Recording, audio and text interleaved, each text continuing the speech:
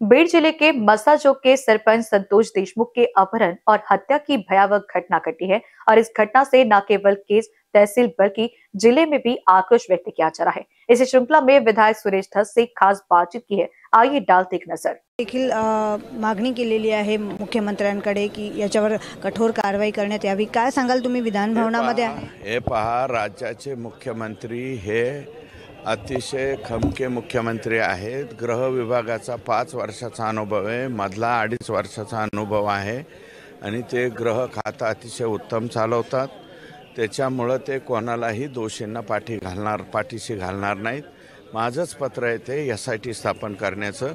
आज किंवा उद्या SIT गठीत होईल आणि गठीत होऊन खाली जाईल। तोपर्यंत सद्यस्थितीमध्ये additional collector, additional SP Tidke madam and तिथले मीना म्हणून DYSP आहेत, ते तपास करतायत।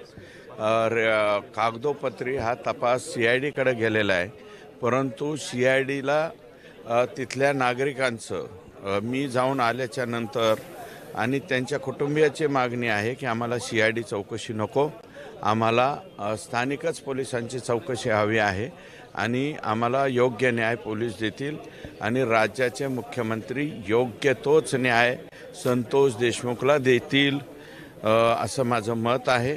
आणि परभणीचे सुद्धा जी घटना घडलेली त्याच्यामध्ये सुद्धा योग्य न्याय देतील। खंडणी मागितली होती म्हणून हा हत्या झाल्याचं म्हटलं जात आहे, पण वेगळं कारण काय आहे? नेमकं कारण वेगळं काही कारण नाही। अतिशय किरकोळ कारणावरून हे जे नवीन तरुण मुलं आहेत यांना आमची गँग किती खतरनाक आहे हे दाखवण्याच्या नादामध्ये हा उद्योग त्यांनी करून ठेवलेला आहे आणि संतोषचे आणि त्यांचे काहीही 1 रुपयाचा सुद्धा व्यवहार नाही, देणं घेणं नाही। त्याच्यामुळं आर्थिक बाबीमधून ही घटना घडली असं म्हणणं चूक आहे असं माझं स्वतःचं मत आहे। बीडचा बिहार होतोय का? कारण आपण बघतोय की मोठ्या खूप हेडलाईन बिहार, सगळ्या बीडचा बिहार नाही होत, पूर्व बीडचा बिहार झालेला आहे। अशा काही घटना घडलेल्या आहेत। पश्चिमेमध्ये तसं काही नाही। मग काय दहशत फैलवण्यासाठी ही हत्या झालेली आहे? नागरिकांना दाखवायची, त्या कंपन्यांकडून काहीतरी एक्स्टॉर्शन करायचं, त्यातून काहीतरी मिळवायचं असं कोणाला तरी वाटलं असेल म्हणूनच। आणि हे जे गँग आहे हे लहान लहान मुलं आहेत। आता त्यांचं बी संतोषची तर संसाराची राखरांगोळी केली, आता ह्या 6-7 जणांची राखरांगोळीच झाली ना। त्यांचं आयुष्य काय आहे? आता ज्याप्रमाणे आयुष्य म्हणजे आता पूर्ण आयुष्यभर खडी फोडत बसणे, याच्या पलीकडे त्या बिचाऱ्यांच्या आयुष्यात काय राहिलं? आता वाटतं का तुम्हाला की त्यांना म्हणजे अटक होईल किंवा कारवाई? 100% अटक होईल।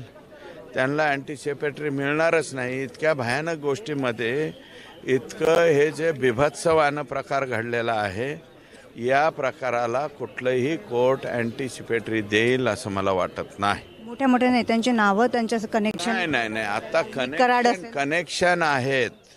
मी आत्ताच वाल्मिक कराडांचं नाव या घटनेमध्ये घेत नाही।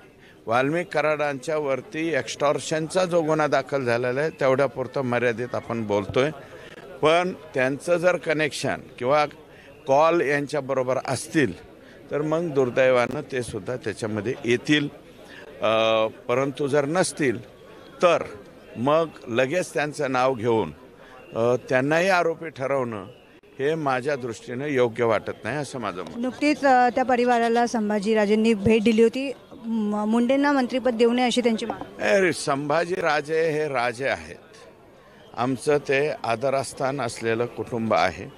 त्यांच्या स्टेटमेंटवरती उलटं स्टेटमेंट, राजेंच्या स्टेटमेंटवरती उलटं स्टेटमेंट मी देऊ शकत नाही, देणार नाही। त्याच्या बाबतीमध्ये तुम्ही राजेंशीच बोलावं असं माझं मत आहे।